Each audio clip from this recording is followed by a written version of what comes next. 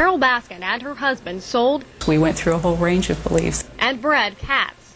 He was set on breeding virtually every cat here. Before Carole Baskin would become a focal point in the new Netflix documentary series titled Tiger King. Carole Baskin keeps saying, I can't have these tigers. If he ever had an enemy in his life, it was Carole Baskin. Hey, all you cool cats and kittens, it's Carole at Big Cat Rescue. Before Carole Baskin would be accused of murdering her husband, disposing of his remains in a meat grinder, and feeding him to the large jungle cats that populate her Big Cat Rescue facility. And that the vicious rumors that were spread by his family are absolute nonsense, stuff about meat grinders and septic tanks. Before Kate McKinnon would sign on to portray Carole Baskin in a scripted version of her life story and her decade-long feud with Joe Exotic. Up until about 2 weeks ago, the only people who knew the name Carole Baskin, well, those were those heavily invested in the exotic cat community, or the 75,000 subscribers who tuned into Joe Exotic's YouTube channel, where he would obsessively mention her in nearly every video. All she's doing is trying to get her propaganda of baby tigers being born in America and for an excuse of growing up and having bone deficiencies and bad teeth. If you fall for that, ladies and gentlemen, you're worse than a bunch of nuts in a squirrel tree. And then he would proceed to put a literal threat on her life. Not a smart move. An Oklahoma zookeeper known as Joe Exotic allegedly tried to have a woman running a big cat sanctuary killed. Joe Exotic, or Joseph Maldonado Passage, who was a one-time presidential candidate, was indicted on 2 counts of hiring a person to commit murder. As can be seen in the Netflix series, well, that didn't work out too well for Joe. And Carole's nemesis, he's now behind bars for at least 22 years. But just who really is Carole Baskin? I mean, where did this animal rights activist come from, and how did she wind up in the crosshairs of a zoo operator? Now, I've dug up a whole lot in this video for you guys. I dug up so much, I almost found her husband. What's going on, guys? It's your boy Michael McCrudden back at it again, this time hitting you with the Newman of the Tiger King Seinfeld, the one and only Carole Baskin. She's the Mother Teresa of exotic cats, and she stood her ground firmly against an extremely eccentric character. But as it turns out, well, she's got an eccentricity to herself, and she's got some skeletons of her own that need further explaining. So let's dig into her past, and let's see if we can find anything under the septic tank. Got me on that. I don't know.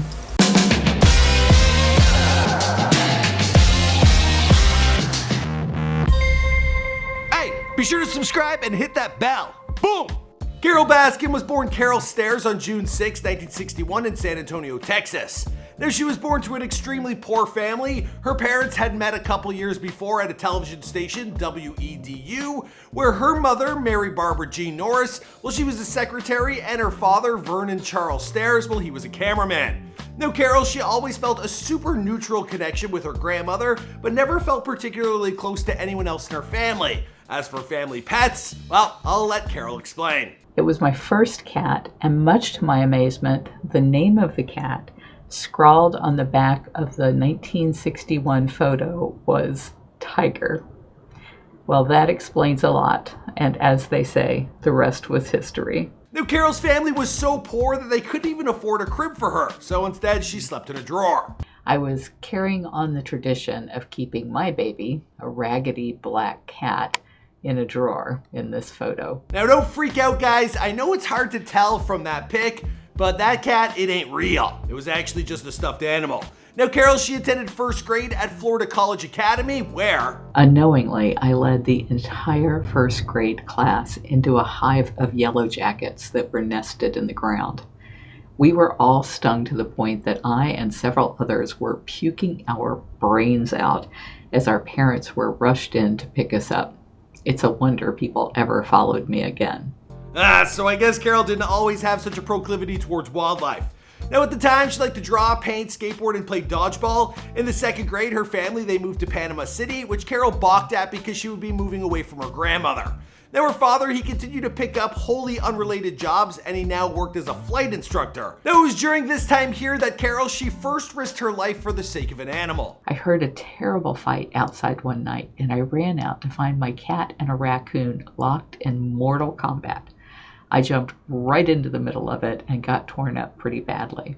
My mother about had a heart attack and was yelling at me to let go, but there was no way I was going to let this masked marauder hurt my cat. Sadly, despite managing to save her cat, well, it wasn't much longer for this world. A neighborhood boy came to my door one day and asked if he could bury my cat. I thought he was threatening to hurt the cat, and I nearly clobbered him. But he said that the cat had been hit by a car and he wanted to do the burial with me. We buried my cat, and I thought my heart would never heal. After Tampa, Carole's family moved to Charleston, West Virginia, where her father became the private pilot to Governor Arch Moore. Now there they lived in the trailer park, but in 1975 they had moved into a nice new home with an in-ground pool, and there were new cars in the garage. Now it wouldn't take long for her father's lack of career stability to force them into selling the house, and they bounced between cities again before resettling in West Virginia. Now, in fact, in the first 13 years of her life, well, Carole and her family, they moved cities a total of 14 times. Her father's eclectic career path even included time working as a private detective. Now, it was while watching her father work that Carole first learned about hate liars. I remember going on stakeouts with him. He was mostly being hired to show people had falsely filed insurance claims by showing them doing all kinds of stuff they were saying they were too crippled by some accident to do. He came up with clever ways to not look suspicious, like pretending to be the lawn guy across the street working on a broken mower, when it really housed a camera pointed at the person who was abusing the insurance industry. I came to really hate liars. A teenager now, well, Carole, she began working odd jobs, helping out as a gardener and selling glass jewelry that she would make by hand. When not working, well, Carole, she spent her time exploring the world of nature, which was all around her. I figured I'd climb up into the branches to see if I could see whatever was driving her crazy. As I grabbed a limb while looking down at the dog, it moved in my hand. In an instant, the face of an anaconda dropped from above to stare me right in the face. The limb in my hand was the thick body of the biggest snake I had ever seen in my life. I fell backwards out of the tree, and Mitska and I ran like the wind all the way home. I gotta say, if something like that happened to me, well, nature and I would be through. Luckily for jungle cats all over the world, well, Carole's made of sterner stuff. In fact, she was such an adventurous spirit that she would take to hitchhiking at a very young age, but don't worry, she brought protection. I usually carried a knife and often a small axe. What I found weird is that people will pick up a hitchhiker carrying an axe. I sure wouldn't. But those turn out to be some of the most interesting people to listen to, and no one ever tried to take the axe from me. There were times when I came very close to feeling the need to use it to defend myself, but never ended up doing so. Now I bet you're probably wondering why she had the axe on her. I never let anyone take me home because I didn't want them to know where I lived. My parents would not have approved, for sure. This guy had picked me up, and it didn't take long for me to figure out that he was crazy as a loon, or maybe on drugs.